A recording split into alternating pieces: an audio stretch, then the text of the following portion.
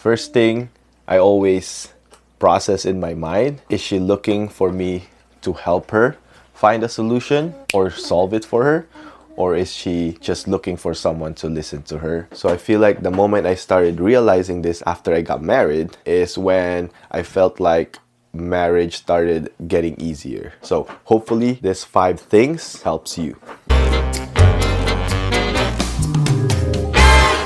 Good morning, everyone. Welcome to our channel. You're watching the DMZ fam. So today is day 24 of our 365 days of daily vlogging, and so far I think we're doing pretty well. But we've been busy the past couple days, and I think it's time to have a rest day. Since everybody will be home, there probably won't be a lot of things happening today. So I thought of something, a topic that won't be too boring for you guys. So I decided to compile a list of things that I personally follow. So it's kind of like my guiding principles in marriage, and it helps me be patient. So I feel like the moment I started realizing this after I got married is when I felt like marriage started getting easier, and I started becoming more patient with my wife, with my kids. So I think these 5 things really helped me propel the way I see our marriage, and it really helped me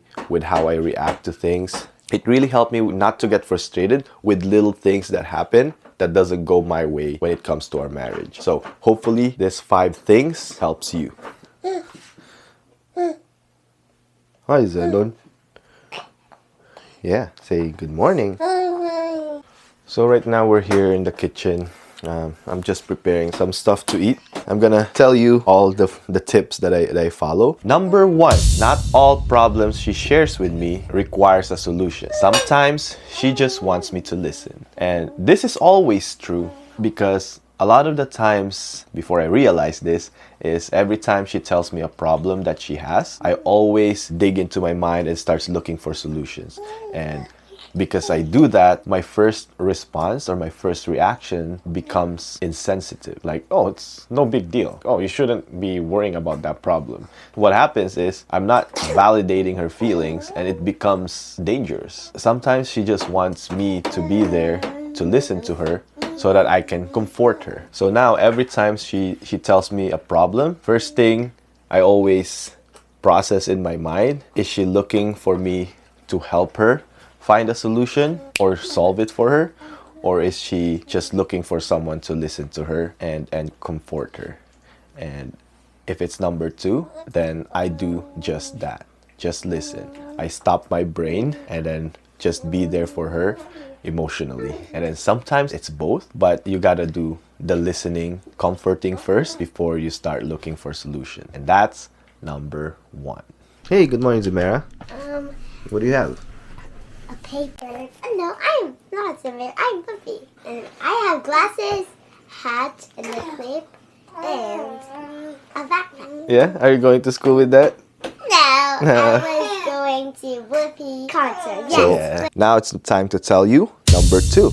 So number 2 is actually not putting myself in her shoes. And that seems kind of the opposite, right? Because we always think about you gotta put yourself in someone's shoes to know how they feel. But hear me out here. So what I mean is not putting myself in someone else's shoes. When I do something that pisses her off or she reacts negatively to it, I guess something that for her becomes a big deal, and for me, it's not a big deal. So I'll give you an example so it's better to understand. Let's say I pick her up and maybe I'm late 10 minutes, right? Like she's been waiting 10 minutes. I was supposed to be there at like 8 o'clock, and I come in at 8:10, 8:15, and she's been waiting there. She'll get pissed off. So if I put myself in her shoes, for me, waiting 10 minutes, 15 minutes, that's not a big deal for me. So when I put myself in her shoes, I start to wonder, why is she mad at me? Maybe for me, it's not a big deal, but for her, it is a big deal.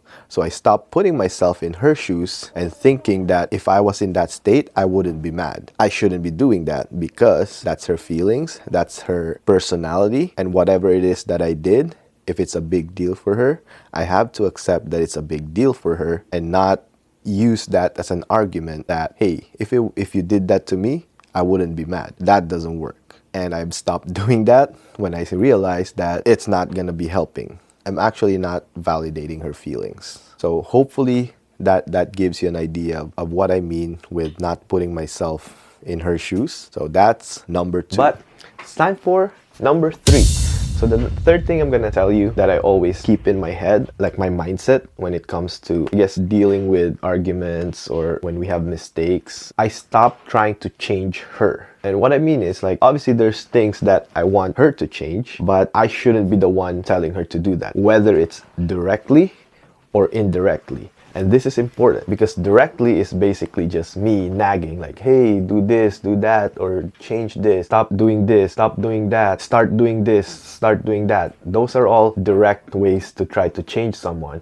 And again, that doesn't help, and I stopped doing that. But the most dangerous part is when you're trying to change someone indirectly, because now what you're trying to do is it's subtle, discreet, and it starts becoming more manipulative. A lot of the times it may come across as some sort of a emotional blackmail, something that's guilting someone or gaslighting someone. All those are even more dangerous than just the regular nag. But trying to change someone indirectly, I would say personally, is even more dangerous. What I've learned to accept is there's things that I can't change. It has to come from her. She has to be motivated to do that. I had to accept the bad that came with the good, because I know all the good that I see in her is all worth it, despite of all the bad things I may see from now till the rest of our life. Number 4. So really number 4 is pretty simple. It's simple, but it's hard to do.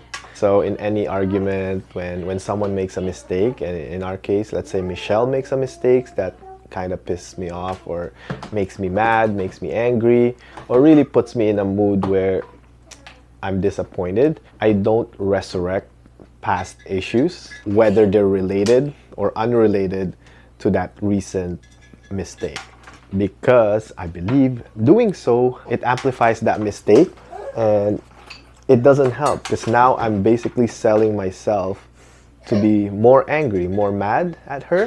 It doesn't help me try to forgive her or try to make up with her. So that's number 4 tip, is don't resurrect past issues. Hi! I'm actually so excited because yesterday, Tita Kim and Tito Mike gave us 7 plants. So right now I'm trying to place it in every corner of our house so that the air feels, good. I actually don't know the names, but I want it to be here so they can grow longer. So this is the second plant. So this is the third plant beside our humidifier. So there's the 4th plant. I forgot the name, but yeah, this is on the mirror. I think that's the fortune plant. There's the fortune plant. Oh. And if there's a mirror, it mirrors more fortune plants.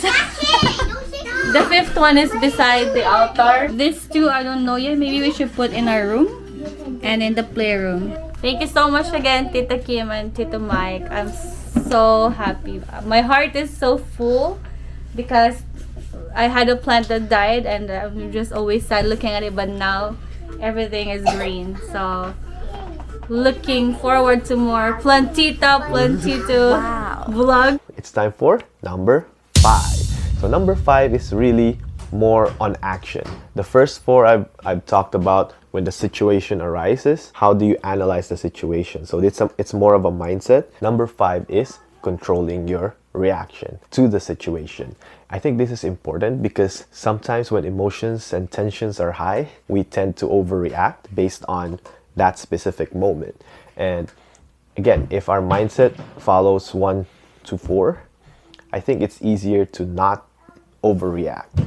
And I believe this is one thing that I've done so that the way I act, the way I react to the situation isn't something that I will regret later. So first thing is I want to make sure that I don't raise my voice, right? The other thing is I want to make sure if I don't have anything nice to say, then I don't say it, because that could be something that haunt me later on, or something like someone's gonna get hurt, whether it's feelings or whether it's physical. And finally, in any situation in life, things happen that we can't control. Situations arise and there's nothing we can do about it. But the only thing we can control is how we react to it. And so that's pretty much it. And hopefully those 5 things will help you. If you have any questions, you can always comment down below and let us know. But other than that, it's not limited to all those 5, but I feel like all those 5 can definitely help you. It's easy to remember and it will definitely help you, not just with marriage, but you could use it and tweak it a bit so it works with your relationship to your siblings, to your parents, to your kids, and all those things. So thank you so much for listening to me, and I hope you like our episode. Maybe we'll do more of this if a lot of people likes it and if we get a lot of feedback from it. So hope you have a happy day, and we'll see you tomorrow. Thank you so much for watching. Don't forget to like and subscribe, and remember, share love, peace, and smile. Goodbye.